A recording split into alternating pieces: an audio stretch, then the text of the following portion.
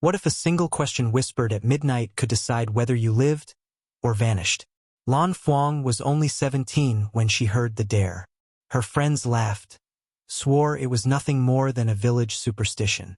But in her chest, fear tightened like a fist, because she'd grown up hearing the warnings.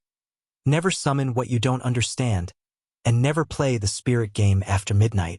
Still, on that rain-heavy night, Bao Tran smirked and lit a single candle in the abandoned classroom. "It's just a game," he said. His voice carried bravado, but his shaking hands betrayed him. Min Tuan, the loyal friend who always tried to protect Lan Fuang, leaned closer and whispered, "Don't do this. Please. Let's just go." But her pride and her fear of being called a coward pulled her forward. The flame flickered. The circle formed. Their hands touched. Nak Mai, the quiet one who never spoke much, pulled out her phone to record, whispering, "If anything happens, we'll have proof." But even she couldn't hide the tremor in her breath. And as the first question was asked into the stillness, "Spirit, are you here with us?" The candlelight bent unnaturally sideways. Not from wind, not from breath, from something unseen. In that moment, every heartbeat in the room became louder than the rain. What no one realized yet was that the game never ended when you wanted it to. Once the spirit answered, it never let go. Have you ever begged for silence, only to hear an answer you never wanted? The candle trembled, its flame stretching thin, like it was being pulled by invisible hands. And then the sound came. A knock. One sharp knock on the wooden desk. Lan Fuang froze, her lips quivering. It's answering." Bao Tran forced out a laugh, brittle and hollow. "That was just the building.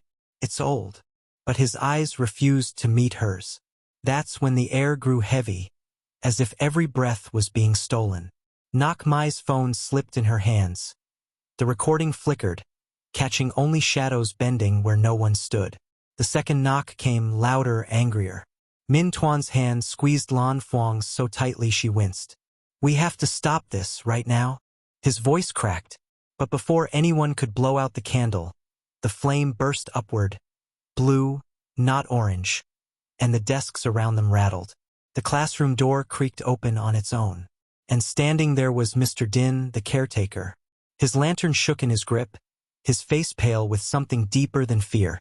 "You children," he whispered hoarsely. "You've called it, and once it's here."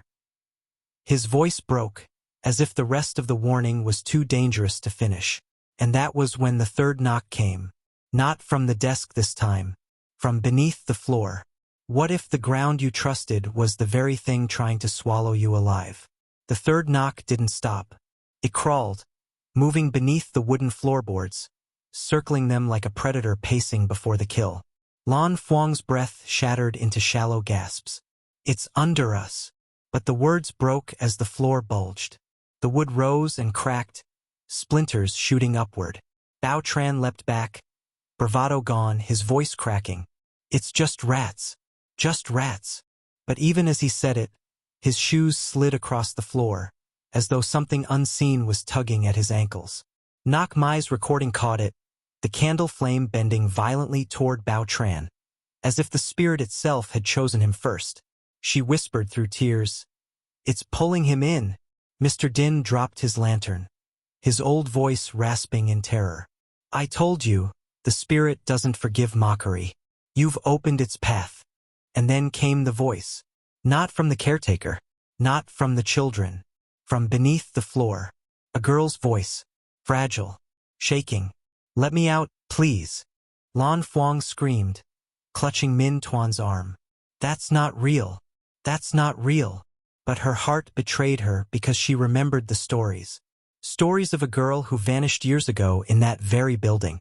The boards split wider, and from the gap between the wood, a small, pale hand, thin, broken-nailed, reached upward. What if the one begging you for help wasn't a victim at all, but a hunter? The pale hand pushed higher through the cracked boards, trembling, reaching for the circle of frightened students. Lan Fuang's instincts screamed to run, but something deeper, something human, urged her to grab it, to pull the girl out, to save her. Her fingers twitched forward. And that's when the voice shifted. No longer the fragile whimper of a trapped child. Now it was low, scraping, almost gleeful. "Take my hand, little sister." Lan Fuang recoiled, her body slamming into Min Tuan. Her scream ripped the silence apart. That's not her voice. Bao Tran, shaking violently, grabbed a metal chair and swung at the boards. But when the chair struck, the wood split open wider, revealing not a body beneath, but dozens of faces pressed against the underside of the floor. Faces of children, eyes wide, mouths frozen mid-scream. Nak Mai dropped her phone, falling to her knees. "No, no, this isn't possible." Her sobs cracked the air. Mr. Din's lantern caught the faces, and his knees buckled. I saw those children vanish. I cleaned this building after everyone. They were never found." His voice broke into a guttural cry. Then, without warning, one of the faces opened its mouth. Not to scream, to laugh. The sound spread, one mouth after another, until the floor shook with a chorus of mocking laughter. And as the students clutched one another in terror, the laughter cut off, snapped into silence. From the dark hole, a single eye rolled upward. Fresh, alive, watching. What if the spirit's cruelest weapon wasn't claws or chains, but your own memories? The room was silent, yet every student felt the air pressing against their skulls, as if unseen fingers were prying their thoughts apart. Lan Fuang's eyes glazed, her lips trembling. She wasn't seeing the classroom anymore. She was back in her bedroom, the night her mother left and never returned. A voice whispered in her ear. "She didn't leave you. She ran from you." Her scream tore through the air, but to the others she was silent. Her body rigid, trapped in a vision none of them could see. Across the circle, Bao Tran clutched his chest. The spirit gave him no ghost, no monster. It gave him the moment his older brother drowned. He had been there, frozen on the riverbank, too afraid to jump in. Now he heard the gurgling again, closer, louder, until phantom water filled his lungs. Nak Mai's turn was quieter, crueler. She saw her own reflection in the broken window, only it was smiling at her, whispering, "You'll be forgotten just like your father was. Film it, record it, pretend it matters. No one will care." And Min Tuan, always the protector, always the shield, was forced to watch Lan Fuang's body dragged away again and again. His arms paralyzed, his voice stolen. The spirit laughed inside his chest. "You can save no one. You never could." Mr. Din, the caretaker, fell to his knees, clutching his ears as a chorus of children's voices screamed in unison. "Why didn't you stop them? You cleaned up their blood. You stayed silent."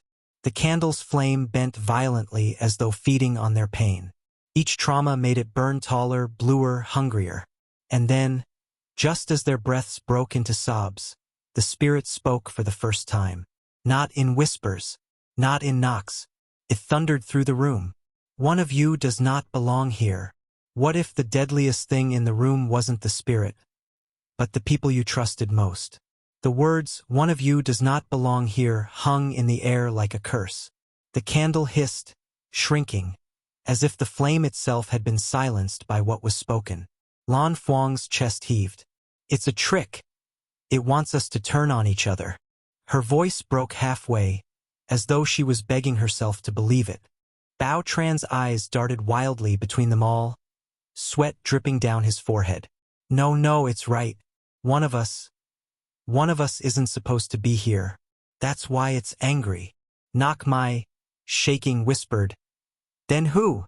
No one answered, but suspicion spread like fire. Min Tuan, his voice trembling with fury, pointed at Bao Tran. "You mocked it from the beginning. You lit the candle. You called it a joke." Bao Tran snapped, his voice cracking under terror. "And you're the one dragging her into this. Always clinging to Lan Fuang like you're her savior. Maybe you wanted this. Maybe you led her here." The words hit like daggers. Lan Fuang's knees buckled, tears blurring her vision. "Stop. Please. Stop fighting." And then softly, almost too softly to hear, Nak Mai whispered, "What if it's me?" Her words silenced the room. All eyes turned toward her trembling form. She clutched her phone, the recording still running, her reflection flickering in the screen. Her voice cracked. My father used to tell me I wasn't supposed to be born, that I was a mistake. The silence was suffocating. Then, without warning, the candle flame roared up, blue and violent.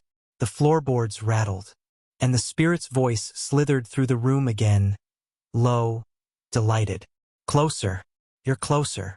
What if the answer wasn't who didn't belong, but who would never leave? The classroom was no longer a room.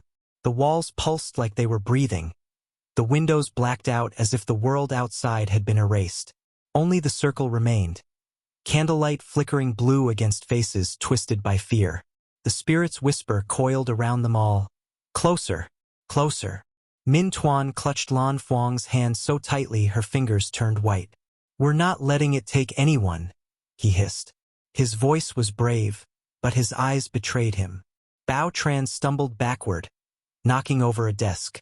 His chest heaved, his words frantic. It's her. It has to be her. Knock my... She said it herself. Knock my shook her head violently, tears streaking her face. No, it's not me. I don't know why it's saying this. I don't... Her voice cracked, dissolving into sobs. And then the caretaker, Mr. Din, lifted his trembling hands. His face was pale, his lips quivering. Children, it's not one of you. His eyes darted toward the door. It's me. I was never supposed to survive the night I first played this game. The candle sputtered. The air thickened. Lan Fuang gasped. What do you mean? But before he could answer, the flame went out. Total darkness. And in that suffocating black, a single voice whispered. Not the spirits. Not any of theirs. A voice none of them recognized. He's wrong. The room plunged into silence.